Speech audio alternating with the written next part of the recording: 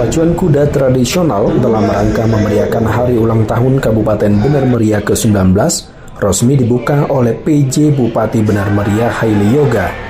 Ditemui RRI usai acara pembukaan, Haili Yoga banyak menyampaikan pesan selama kegiatan pacuan kuda berlangsung. Utamanya adalah tentang penegakan syariat Islam.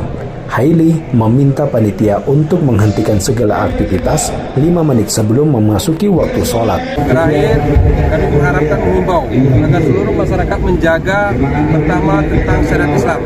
Begitu waktu pemenang azan berbunyi, itu harus semua aktivitas berhenti. Harus kita indahkan syariat Islam.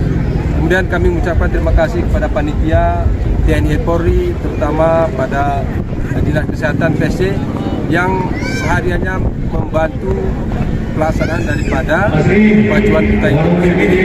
Dalam kesempatan itu juga, Haili Yoga mengajak masyarakat dan pedagang menjaga kebersihan untuk menjadikan kegiatan pacuan kuda tradisional yang setiap tahun terlaksana menjadi lebih baik lagi.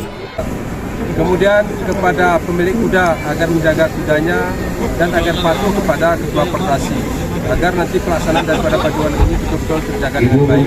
Satiran, RRI Takengon melaporkan.